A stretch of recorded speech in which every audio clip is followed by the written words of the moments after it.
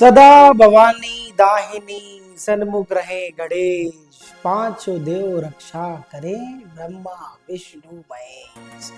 बोल गजानंद भगवान की जय। कहते हैं कोई भी काम शुरू करो तो श्री गणेशाय नमः कर लेना चाहिए। आज से क्लास 12 पॉलिटिकल साइंस में भी फाइनल प्रयास की सीरीज स्टार्ट होने जा रही है और इस सीरीज का part 1 chapter first that is challenges of nation building लेकर आ गए हैं। अब आपने क्या करना है, सभी स्टूडेंट्स ने भाई एक तो सबसे पहले लीड वीड लगा लो, एकदम साइलेंट प्लेस पर बैठ जाओ और अच्छे से इस पार्ट को वॉच करो और आप सबने दिखा देना है फाइनल प्रयास। ये फाइनल प्रयास, इस फाइनल प्रयास का ऑब्जेक्टिव सिर्फ ये नहीं है कि सिर्फ हम सीरीज को कंप्लीट करेंगे या फिर बस एवं ये लाइक, ये फाइनल प्रयास सच में ये बताएगा कि भाई अब हम तैयारी तो ताबड़तोड़ करके आ गए हैं, लेकिन फाइनल प्रयास अब हम दिखाने वाले हैं। राइट, तो स्टार्ट कर देते हैं। Chapter first politics in India since independence, I mean Indian politics वाली बुक का chapter first, that is challenges of nation building. ये स्टार्ट कर देते हैं। तो chapter first that is challenges of nation building, Indian politics वाली book का chapter first और उसका part 1। Watch this part till end first of all, and before going to the actual chapter का टॉपिक, फर्स्ट स्मॉल स्टोरी आपको समझाऊंगा जो कि पूरे इंडियन पॉलिटिक्स को मतलब बेहतरीन तरीके से आप सबकी प्रिपरेशन कराने में हेल्प करेगी। तो सबसे पहले आप सबको class 12 political science Indian politics start करने से पहले अपनी अपनी नोटबुक में एक बात लिख लेनी है, मतलब यहां शॉर्ट में लिख देते हैं आईपी। इसका सीधा सा मतलब यही है, इंडियन पॉलिटिक्स। लो भाई मैंने लिख दिया। देखो एक बात और है, अगर हमने किसी पेड़ की जड़ अच्छे से नहीं लगाई तो ये पेड़ दिख रहा है आपको, इसमें जो भी लीव्स पत्ते हैं वो मतलब जो भी पेड़ है ये काइंड ऑफ एनी ट्री या एनी प्लांट, वो फल नहीं देता है, उसके पत्ते मुरझा जाते हैं, सूख जाते हैं। तो सबसे पहली चीज क्या होती है भाई, जड़ को मजबूत करना। राइट, तो इंडियन पॉलिटिक्स वाली बुक की भी एक जड़ है जो आप सबको ऑलरेडी पता होगी, बट स्टिल जो मैं आप सबको बताने आया हूं फाइनल प्रयास सीरीज में, इस बात को अच्छे से समझ लेना। मतलब दैट्स माय ओपिनियन कि इंडियन पॉलिटिक्स का जो रूट सिस्टम होता है ना, जिसको हम जड़ कहते हैं, root system for Indian politics, for Indian politics, इस रूट सिस्टम को अगर किसी भी स्टूडेंट्स ने मिस कर दिया, बोर्ड एग्जाम तक भी वो बच्चा बस कंफ्यूज रहेगा कि भाई हमने मतलब तैयारी तो अच्छे से कर ली, नोट्स भी रीड कर लिए, मतलब यार क्रिएट कनेक्ट कुछ भी नहीं हो पा रहा है, हम कुछ क्रिएट भी नहीं कर पा रहे ना ही कनेक्ट कर पा रहे। राइट, तो वो सबसे बड़ा ड्रॉबैक क्या होगा उस टाइम पर पता है, आप रूट सिस्टम को मजबूत करके आगे नहीं बढ़े हो। रूट सिस्टम अगर आपका मजबूत हुआ तो वो थॉट नहीं आएगा माइंड में, फिर तो आप गाइड कर रहे होगे। मतलब इस बात को तो मैं दावे के साथ कह सकता हूं कि अगर आपने क्लास 12 पॉलिटिकल साइंस को ऐसे शानदार तरीके से स्टार्ट किया तो बिल्कुल गारंटी कार्ड ले लो मुझसे भाई। ऑफलाइन स्टूडेंट्स, ऑनलाइन स्टूडेंट जो भी हमसे लेते हैं क्लासेस, वो सब तो मतलब 3 टाइम्स हमने अपने बैच में सिलेबस ओवर कर दिया है, सबका सिलेबस शानदार ओवर हो चुका है।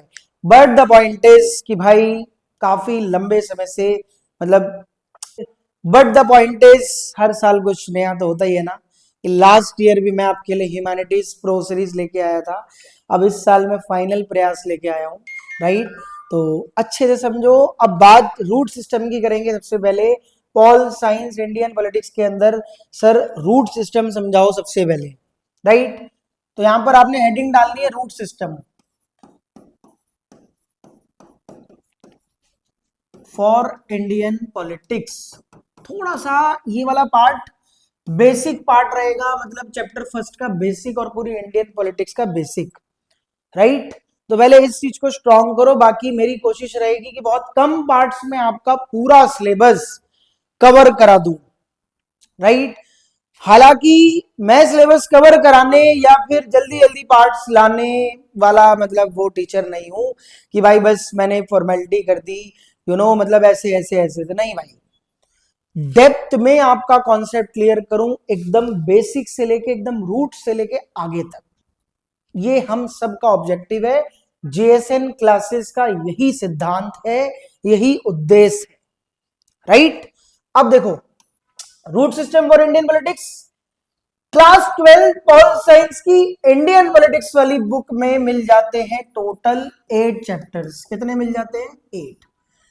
इन 8 चैप्टर्स का लॉजिक समझो। सबसे पहले आप सभी, सबसे पहले आपने फर्स्ट 4 चैप्टर्स साइड करने हैं, फर्स्ट 4 चैप्टर्स, राइट, जिसमें चैप्टर 1 2 3 अलग से जो 4 चैप्टर है, मतलब इसको हम सिंगल पेयर वाला चैप्टर कहेंगे। P1 मतलब single pair, pair 1, and then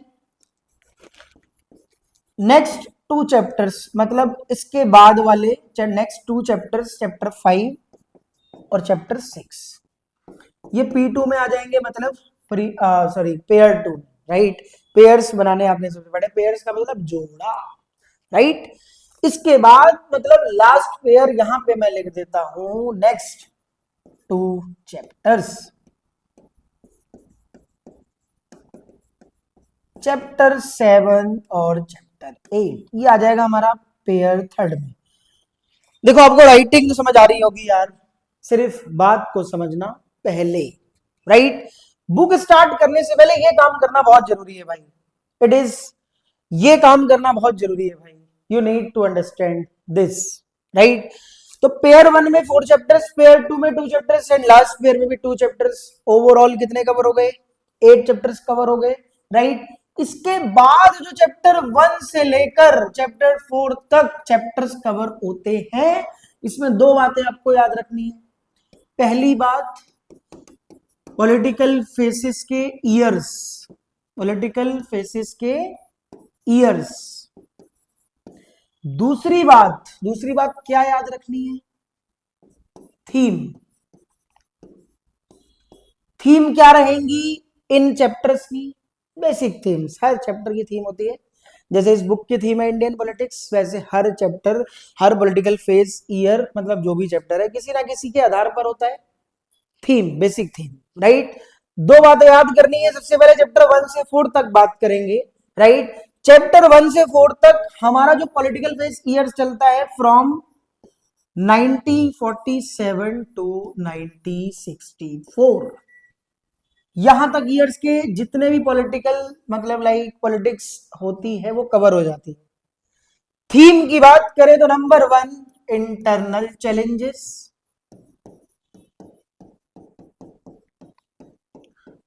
number 2 external challenges.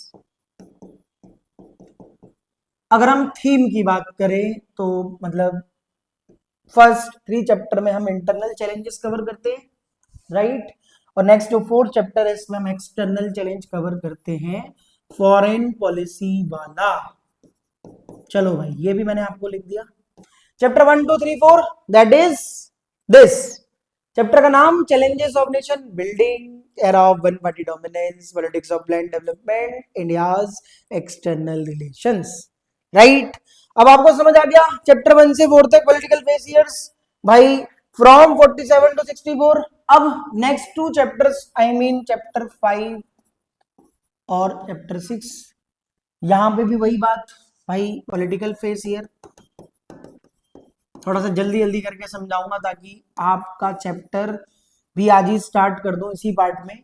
इसके बाद वही बात भाई, थीम, राइट। अब देखो यहाँ ईयर्स की बात करें तो 64 से चैप्टर स्टार्ट हो जाता है, और चैप्टर 5 और चैप्टर 6 में ध्यान से समझना 90-80 तक की पॉलिटिक्स कवर हो जाती है, राइट। 64 से 80 तक की पॉलिटिक्स यहाँ कवर हो जाएगी पॉलिटिकल फेस ईयर्स के अंदर। और भाई बेसिक थीम यहाँ पे challenges of political succession,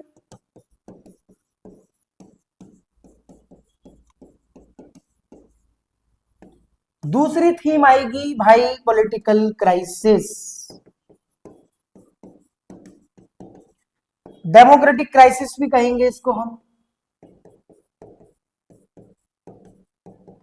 democratic crisis भी हम इसी के अंदर हम कहेंगे, राइट। मतलब ये दो बेसिक थीम पर ये पूरा चैप्टर टिका हुआ है, राइट। बाकी चैप्टर पढ़ेंगे तो उसमें जानेंगे इमरजेंसी के causes, background, consequence, politics after emergency till the 1980 chapter 5 और 6 में कवर हो जाएगा। ये बात क्लियर है। लास्ट मतलब 2 चैप्टर्स, चैप्टर 7 और चैप्टर 8 वही सेम बात, political faces years, political faces years, वही सेम थीम, ऑल राइट। अब यहाँ 1980 से स्टार्ट कर दो और लिख दो भाई आज तक की ताजा खबर भारत की राजनीति में 1980 से लेके आज तक ये बदलाव हुए, राइट। इसके बाद थीम की बात करें तो भाई रीजनल से बेटर रहेगा, demands for autonomy, demands for autonomy basic theme है चैप्टर 7 की, रीजनल एस्पिरेशन की, मतलब चाहे जम्मू कश्मीर के कंटेक्स्ट से हो या पंजाब के कंटेक्स्ट के हो या नॉर्थ ईस्ट रीजन के कंटेक्स्ट पे हो, राइट। और यहां पर आएगा मतलब मेजर डेवलपमेंट्स और 90s का कंटेक्स्ट, कई बार ऐसे भी आ जाता है। और दूसरा अलायंस भी एक थीम है इस चैप्टर की, चैप्टर 8 की, अलायंसेस पॉलिटिक्स। लो जी, कुछ लगा आपको इंडियन पॉलिटिक्स की पॉलिटिकल फेस ईयर्स में या थीम में? देखो चैप्टर स्टार्ट करने से पहले ये बात पॉज कर करके अपने नोटबुक में नोट डाउन कर लो, मेरी राइटिंग पे मत जाना यार, राइट। शुरू से मेरी राइटिंग ऐसी रही है, बट हाँ जो बात मैंने आपको बताई कि इंडियन पॉलिटिक्स को स्टार्ट करने से पहले पहले ये बात को समझना बहुत जरूरी है। अब हमारा ये पार्ट स्टार्ट हो रहा है, राइट। पेयर 1 का चैप्टर 1 जिसमें internal challenges external challenges cover हो जाते हैं, राइट। इंटरनल चैलेंजेस में चैप्टर 1 2 3 आता है, ये भी मैं आपको बता दूं। चैप्टर 1 2 3 के अंदर एक लॉजिक और है कि at the time of independence वैसे तो India faced multiple challenges, but internally अगर हम बात करें तो at the time of independence India faced first 3 major challenges. First challenge is that is to shape the nation. Second challenge is that is to establish democracy. Third challenge is that is to ensure development. दूसरा logic भाई इन्हीं तीनों challenge पर first second third chapter based है। Challenges of nation building, era of one party dominance, politics of land development, right. तो challenge number 1 cover हो जाएगा chapter 1 में, चैलेंज नंबर 2 कवर हो जाएगा चैप्टर 2 में, चैलेंज नंबर 3 कवर हो जाएगा चैप्टर 3 में। आई होप समझ आ गया हो, राइट। ये बात बतानी मुझे आप सबको बहुत जरूरी थी। अब वीडियो को पॉज करके अपने नोटबुक में नोट डाउन जैसे भी कर लेते हो, वेल बहुत अच्छा रहेगा। और फर्स्ट 3 चैलेंजेस सबसे पहले फाइनल प्रयास में चैप्टर फर्स्ट पार्ट 1 हम स्टार्ट करेंगे। अब दोबारा से श्री गणेशाय नमः, सभी को तहे दिल से ओम साईं राम।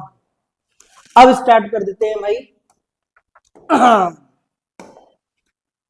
वीडियो पॉज करके वो स्क्रीनशॉट ले लो या फिर आप जैसे भी कर सकते हो, राइट। वेल चैप्टर फर्स्ट का पार्ट 1 अब एक्चुअल स्टार्ट कर देते हैं। चलो जी, चैप्टर का नाम तो पता ही है, चलो अब काम को जान लेते हैं यार। फर्स्ट ऑफ ऑल आपको सबको पता होना चाहिए कि भाई ये सारे टॉपिक्स हैं जो हमें मतलब इस चैप्टर में कवर करने हैं। तो चैलेंज नंबर 1, इस चैप्टर को हम ये भी कहेंगे भाई चैलेंज नंबर 1। चैलेंज नंबर 1, लो जी, मूवी का नाम भी आ जाता है यार, hero number 1, Coolie number 1, challenge number 1 Indian politics. Movie भी बनाएंगे यार, कोई दिक्कत नहीं। पहले समझो, फर्स्ट टॉपिक में हम समझेंगे जो भी चैलेंजेस आए थे, मतलब first 3 new challenges eight the time of independence India ने जो फेस किए थे उसका बेसिक इंट्रो, राइट। उसके बाद हमारा फर्स्ट चैलेंज के 3 सब चैलेंज क्लियर कर लेने हैं। फर्स्ट चैलेंज के 3 सब चैलेंज। अब फर्स्ट चैलेंज क्या था भाई? To shape the nation. अब टू शेप द नेशन में सबसे पहला चैलेंज, उसका sub challenge partition, displacement, rehabilitation, consequence, yes, integration of princely states अच्छे से क्लियर करेंगे, गवर्नमेंट अप्रोच भी देखेंगे, एग्रीमेंट भी देखेंगे कैसे इंटीग्रेट हुआ था, सब कुछ। लास्ट में नामकरण करेंगे, रीऑर्गेनाइजेशन ऑफ स्टेट्स। नामकरण करना जरूरी है भाई on the basis of culture और लैंग्वेज के, राइट। तो ये टॉपिक चेकलिस्ट है यार, ये तो बताइए आप सबको।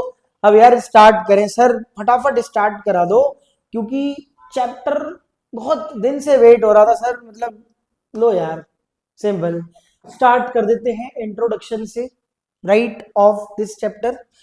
So at the hour of midnight on 15th August 1947, India attained independence. 15th of अगस्त की मिड नाइट में, लाइक 12 बजे के बाद 15 अगस्त हो ही गया था, तो भाई 12 बजे के बाद 1947 में मध्य रात्रि में हमारा देश आजाद हो गया, right. India attained independence, right, right. तो Jawaharlal Nehru ji, the first prime minister of free India, Jawaharlal Nehru ji, doctor Jawaharlal Nehru ji first prime minister थे हमारे, मतलब फ्रीडम इंडिया के, right. And he addressed a special session of the constituent assembly that night. इसी रात इन्होंने मतलब like constituent assembly में स्पेशल सेशन एड्रेस किया, राइट।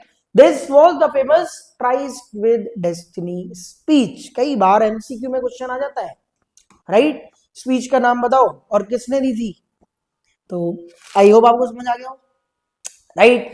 अब समझो मतलब सबसे बड़ा मतलब अब समझो सबसे बड़ा मतलब जो चैलेंज था हमारे कंट्री के लिए एकदम स्टार्ट हुआ था, वो यही कि अब जर्नी स्टार्ट तो करनी है। स्पेशल सेशन भी एड्रेस कर दिया डॉक्टर जवाहरलाल नेहरू जी ने, right, as a prime minister. Interim government थी इस टाइम पे, मतलब फर्स्ट सिलेक्शन एकदम होल्ड करना तो मतलब तुरंत तुरंत चैलेंज था, वो भी करेंगे, थोड़ा समय दो, पहले स्टार्टिंग समझो, right. But there were 2 goals almost everyone agreed upon. भाई अब आप समझो कि 2 गोल्स रखे गए थे। पहला goal, we shall run our country through democratic government. हम अपने कंट्री में डेमोक्रेटिक गवर्नमेंट को रन करेंगे, लोकतंत्र सरकार हमारे देश में दौड़ लगाएगी, आज तक लगा रही है, डेमोक्रेसी फेल नहीं हुई है, right.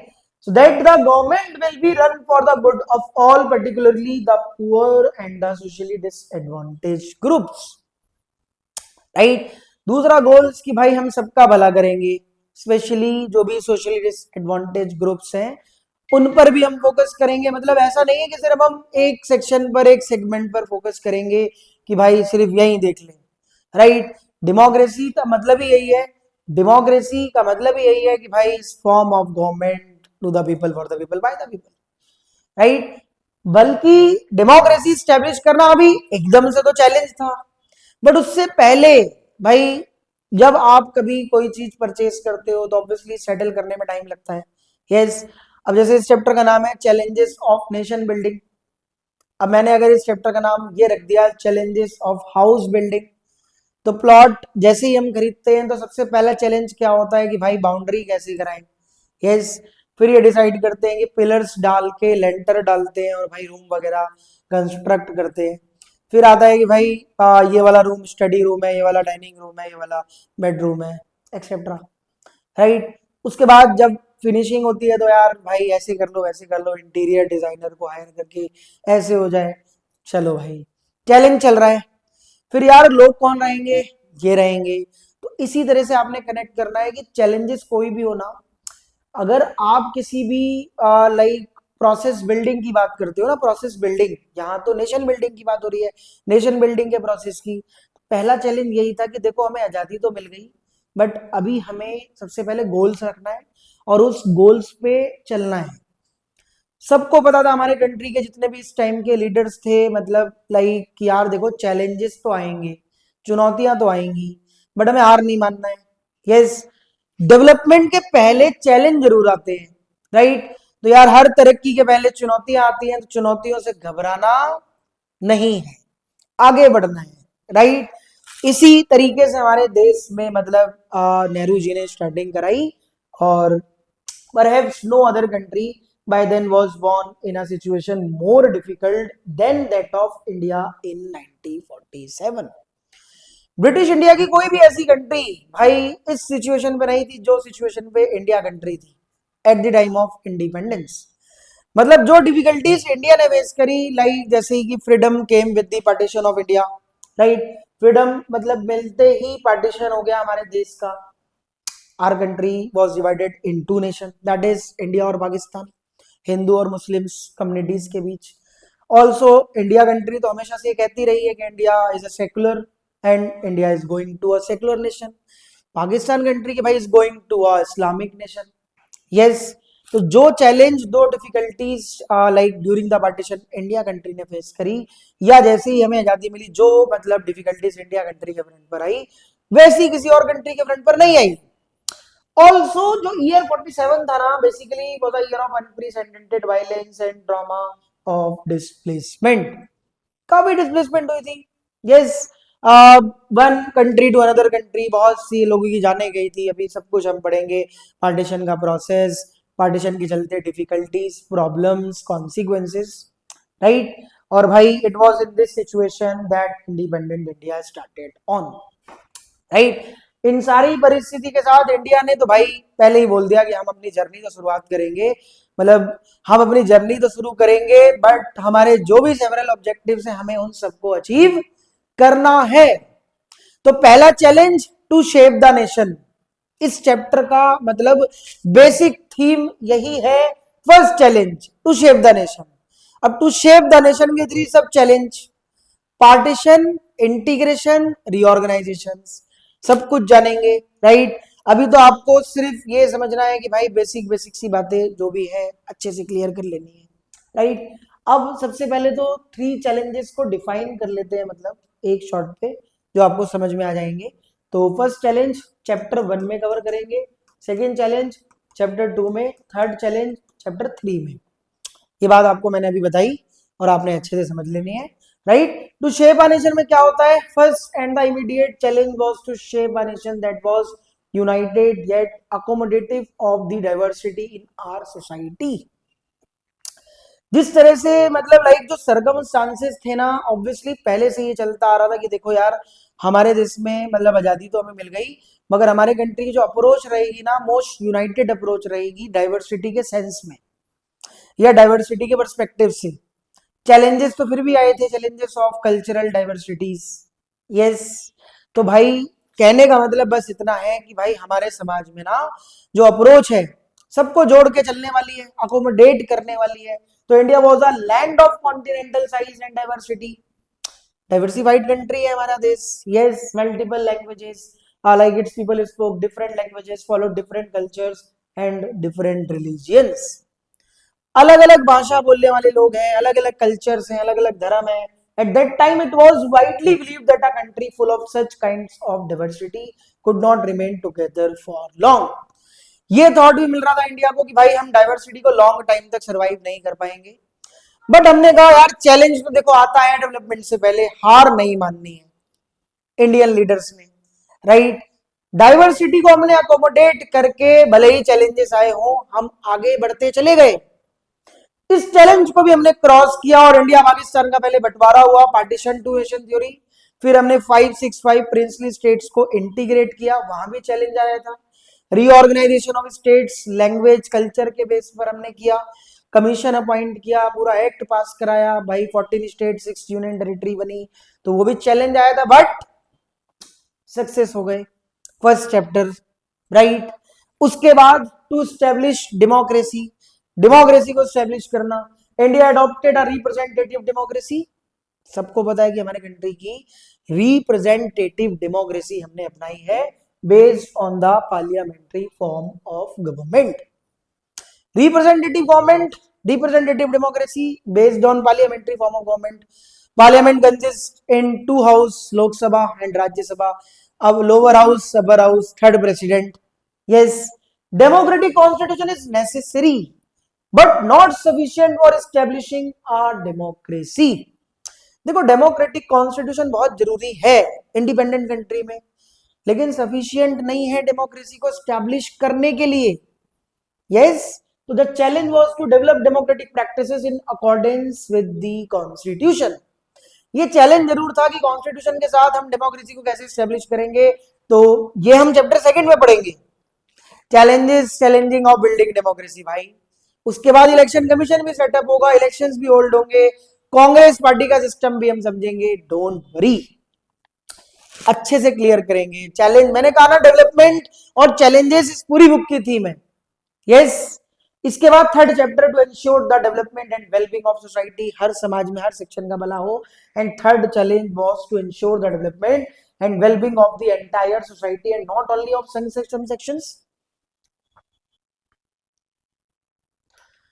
And not only of some sections भाई, कुछ सेक्शंस पर टारगेट नहीं करेंगे कि सिर्फ इसका भला कर दे यार, सबका करेंगे। And the constitution clearly laid down the principle of equality and special protection to socially disadvantage groups and religious and cultural communities. Right, तो आपको ये चीज समझनी है कि भाई देखो, planning for development third chapter है, planning and development, politics of plan development.